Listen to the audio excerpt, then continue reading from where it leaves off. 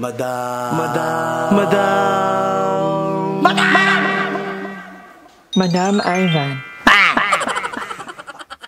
Hi guys! Welcome back to my channel, and for today's video, kagaya na nababasa nyo na title, ang pag-uusapan lang natin ngayon ay kung bakit wala na ako sa House of Lay.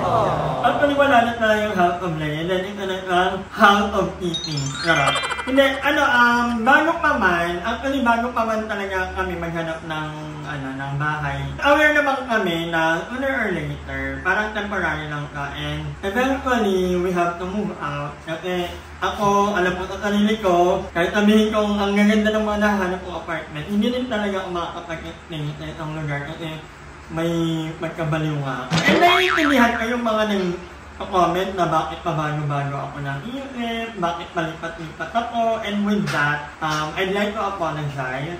Kahit ako minsan naiinip din ako sa sarili ko, bakit hindi ako mag-permit sa isang lugar. Pero yun nga, dito lang ako nag-i-stay. And hindi ko man may pangako na dito na talaga ako mag-i-stay. Yun na lang siguro ang New Year resolution ko for now. Ang huwag nang lumipat ng lumipat. Pero yun nga, gusto ko lang din in-implan yung sarili ko na hindi na ako nahihirapan ako maghanap ng bahay. Madali lang maghanap ng bahay. Siguro nagigas ka rin yung comment ng iba na sayang yung down. Ano nagagamit ko rin naman eventually. Ano yung mga gamit, maghahakot.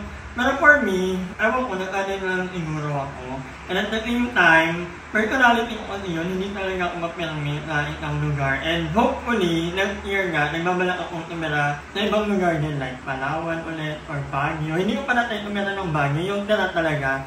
Dapat ako ng Baguio, parang bisita lang, gano'n. And going back to Leia House, ang doon is si Mother Kitty ay nandoon na. So, hindi naman, kasi may nabasa akong comment, sabi parang i-ay daw yung No, dati pa lang talaga, aware kami, nadadalhin si Mother Kitty dito. And nag-agree kami lahat doon. And walang problema yun. Lalo na ngayon na maganda ngayon, kasi malapit na sa bahay ni Ayan na pinapagawa. At the same time, kung nakita nyo rin yung ito mahirap din talaga sa B&T House. At hindi siguro dapat manggaling sa atin. Tabangan nyo na lang, may pasabang ang B&T sa susunod na araw. Ano pa bang New Year resolution ko? Wala akong masyadong New Year resolution kasi hindi ko natutupad.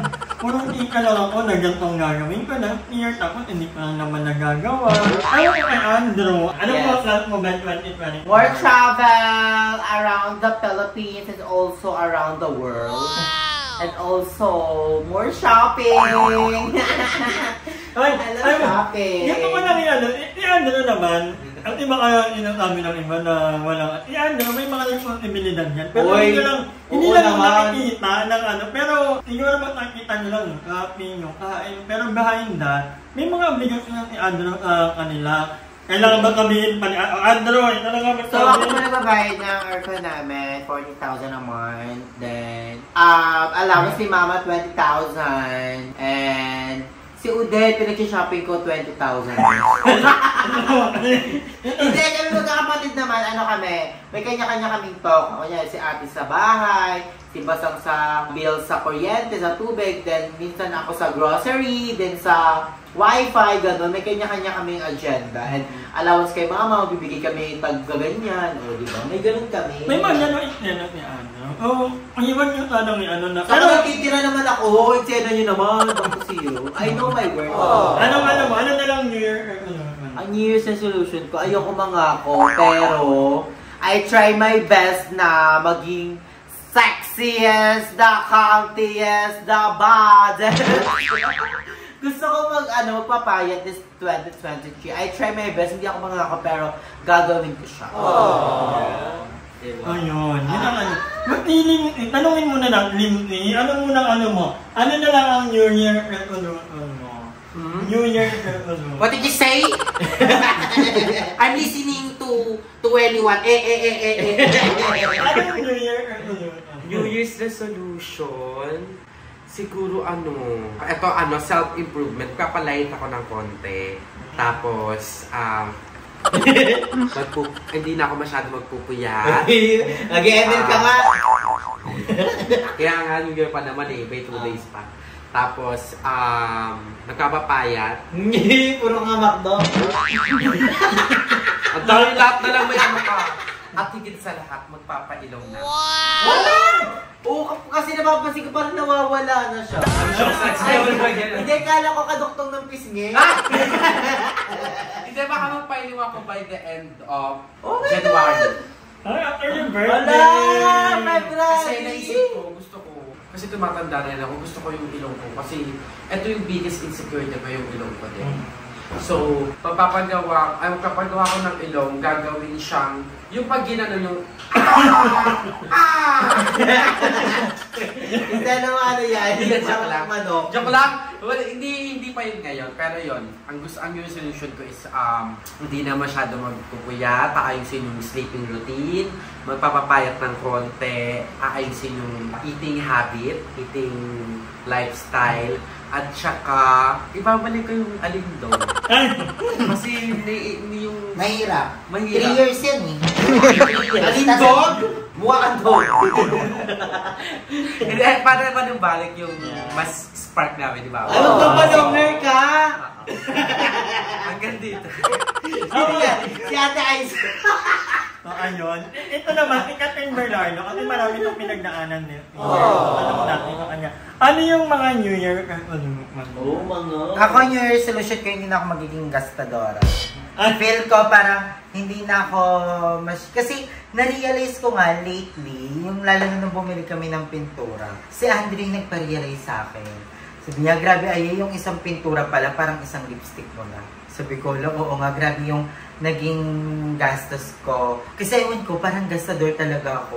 Before. Hindi yung self-reward mo. Oo. Na parang naano mo ng gastos, pero self-reward At na. ano napansin ko nga, naging ano ka na ngayon eh. Oo. Hindi ka Kasi na yung dating pa. Pero hindi ako yung parang ano din ha, maluwag sa pera dahil lang sa luho ko. Parang dati kasi bawat isang request lang ng kahit sino, alam mo yon, parang go lang ako ng go. Pero ngayon, I think hindi na. Hindi na rin ako masyadong magiging palalibre ng bongga-bongga. Bongga kasi din talaga ako. Kasi hirap ako mag-no.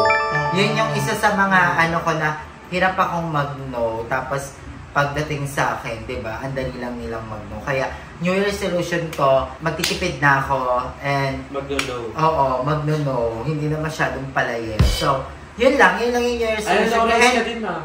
No rice. Okay, no. And no oily food. And New Year resolution ko din, tulungan si Limuel sa New Year resolution na kasi feel ko mahirapan siya. Alam ko, tulungan na din ako. Tutulong din ako. Magtulungan natin para Lahat tayo mga Pilipino magtulungan. Oo. Excel na napakalaki. Hindi, pero ano naman yung mga plan? Ako, ang plan ko naman this year. Leche plan.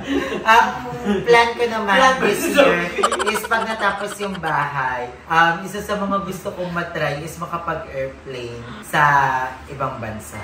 Out of the country! Magkaroon ng ID, magkaroon ng passport, makapag-aral. Yun po yung tatlong gusto kong, ayun yung gusto kong makapag-aral ako at the same time, makapag-travel din sa ibang bansa. Kasi mukhang may kukuha na sa akin dito. Guys. Bye-bye! Bye-bye! Nakakalimutan na! Hello, America! Ingat. Umpisa ko na maglakad na ngayon. Ay, hindi na-upload. Kasi malapit nang matapos ang bahay. Pumunta ako kanina lang gabi na, pinuntahan ko yung bahay niya. Tinignan ko kasi hindi ako nakakapunta din talaga. Mali yung tulog ko. Kung pumupunta. Pagka halang gawa na sa baba, at yung kay Limuel din, sabi ni Limuel, nakamit na yung lighting, nakapang yung team coat na, sobrang konting-konti na lang matatapos ng mga bahay nila. Kaya na mababalik na dito sa bahay. Hindi na ako sa sarili ko. Nagka-contemplate din ako. Sabi ko, bakit ako lang rin? Pero, naisip ko kasi, pag may bahay ako dito, pag gusto kong lumaya, hindi mo mamimit-mit. Saka, siguro lang din, gusto ko lang din sa iba na hindi natin kailangan i-prefer ang sarili natin na magkaroon ng bahay or what. Ako hindi ko pinaprefer ang sarili ko kasi honestly, ako yung tipo ng tao na I cannot stay in one place. Talagang gusto ko nag-move ako from one place to another and yun nga gusto ko tumira ng Palawan, ng Baguio, ng iba't ibang lugar. Gusto ko makamit ng maraming tao. And for now, I just want to be there with my friends. I just want to be in the moment. Ayun, ipapagawa na bahay, inanimal ko. Alam mo yun, gusto ko present ako sa mga happening nila. And later on, kapag tapos yung bahay nila, siguro I can travel. Ako, maswerte lang ako na wala akong masyadong iniisip. At sa sarili ko kasi may work naman ang mama at papa ko. Ngayon lang, nagpapaaral ako ng kapatid ulit kasi nga nabawasan ng income ang tatay ko. So that's okay. Wala namang problema dyan. Pero I mean, hindi ko masyadong pinaprefer ang sarili ko. At the same time, nung nagka-pandemic kasi, isa sa pinaka-natutunan ko nung nagkaroon ng pandemic is that kailangan i-enjoy natin yung life na meron tayo. Kasi hindi naman natin alam kung kailan tayo mawawala. At the same time, yung mga material na bagay, yun yung mga bagay na hindi natin madadala sa kung saan tayo dadalhin after, di ba? So, might as well, i-enjoy na lang natin kung ano yung life na meron tayo. Ako, pag tumanda ako, kung ano ito nila ayin, ano nila pwede na tayo. Tumanda, may itatanda ka mo ba? Magtanda-tanda mo na, kagat mo na lola ko eh. Pwede nga kami, pwede kami kung gusto nila, pwede kami umuwi na late, magpagawa ng bahay doon, malawak naman ang lupain. So, alam mo yan, hindi ko magkano pinaprefer mo na yung sarili ko kasi ang pinaprefer ko ngayon, magka-jowa mo. Ayun, jowa! Si Junel! At yun, umalis ako sa Leia House, kasi ma-RT ako. It's like ditinan ko yun. May time talaga gusto kong mapagkita, alam mo yun. May baliw-baliw nga kasi ako. February kasi ako pinanganak. May ganong ugali po ako na sometimes gusto kong mapagkita. But anyway, abangan nyo ang kasabong ng BNT malapit na. Siguro din sa January, abangan nyo yan. But anyway guys, hindi ko natatapusin ang vlog nito. Mag-iingat kayo and advance Happy New Year sa inyong lahat. Naway kasama nyo ang family nyo mag-celebrate ng New Year. Kaya ako actually hindi dapat ako umuwi ng late. Kaya lang na-realize ko na ang New Year is isang beses lang sa isang taon. After that, pwede na natin gawin lahat ng mga gusto natin kasama mga friends natin or ibang tao. Pero during New Year, I think mas magandang i-celebrate natin. Kung kaya naman, i-celebrate natin kasama yung family natin. With that, again, advance Happy New Year and mag-iingat tayo sa pagtapos nito. Hi! Maraming salamat sa panonood ng video na ito. At kung natuwa ka, please don't forget to like and share this video. Mag-subscribe na rin kayo para bongga na! Yun lang.